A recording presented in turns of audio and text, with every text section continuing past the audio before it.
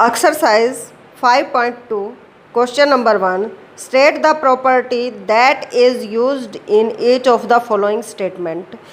First question है if A parallel B then angle 1 is equal to angle 5. First question में ये बताना है जब A जो है वो B के पैरेलल है, यानी कि ये लाइन पैरेलल है, तब क्या होगा, एंगल 1 जो है वो एंगल 5 के इक्वल होगा। कब होगा इक्वल ये? If two parallel line are cut transversal. अगर ये इसको बोलते हैं हम ट्रांसवर्सल लाइन। ट्रांसवर्सल लाइन अगर इसको ए लाइन को और बी लाइन को इंटरसेक्ट करती हैं तो ये एंगल क्या होंगे? Pair of corresponding angle equal होंगे। क्या होंगे? इक्वल होंगे। Angle 1 is equal to angle 2। क्या है? ये ट्रांसवर्सल लाइन जो दे रखी है आपको, ये वाली, इसीलिए क्या है, ये एंगल 1 और एंगल 5 जो है इक्वल हैं। अब है सेकंड पार्ट आपका, if angle 4 is equal to angle 6 then A parallel B. अब इसमें उल्टा प्रूव करना है। एंगल दे रखे हैं आपको इक्वल और आपने प्रूव करना है A parallel B. Alternate interior angle है ये। एंगल आपको कौन कौन सा दिया हुआ है? 4 और 6।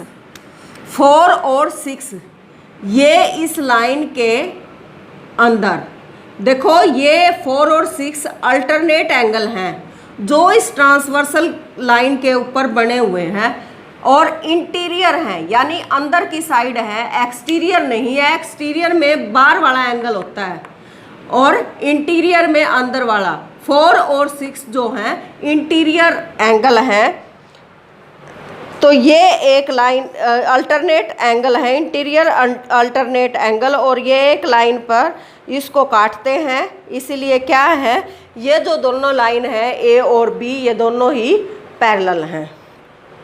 अब है आपका C part, if angle 4 and 5 plus 180, 4 plus 5 plus 180 then A parallel B.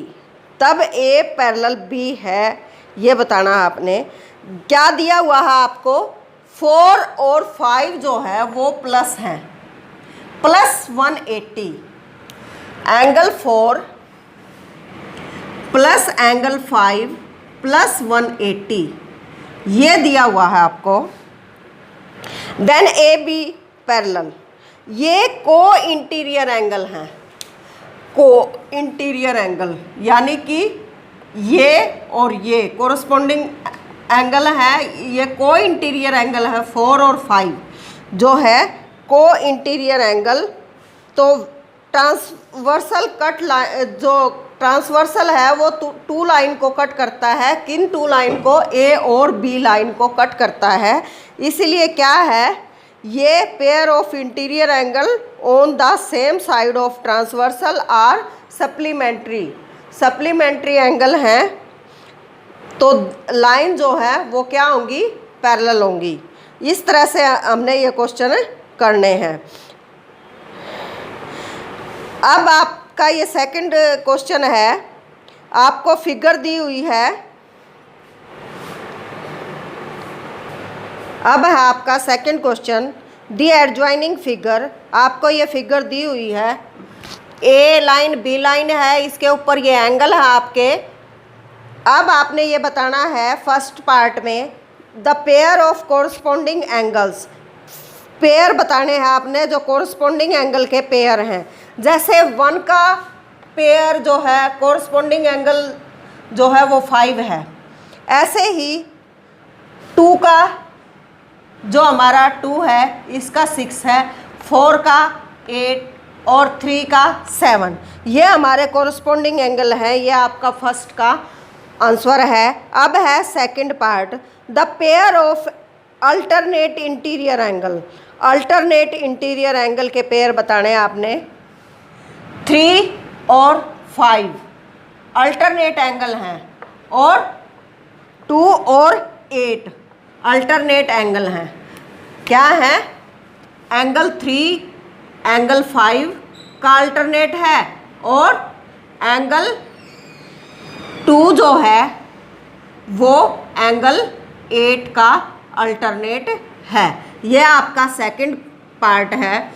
अब है आपका third part, the pair of interior angle on the same side of the transversal.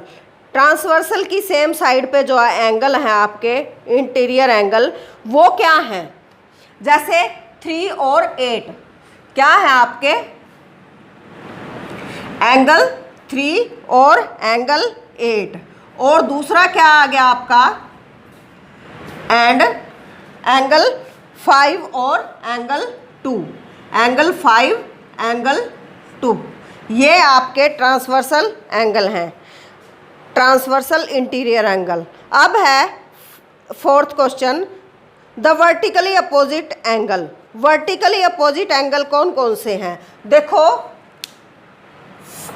Angle 2 का वर्टिकली अपोजिट 4, एंगल 1 का वर्टिकली अपोजिट 3, ऐसे ही angle 5 का 7 और 6 का 8।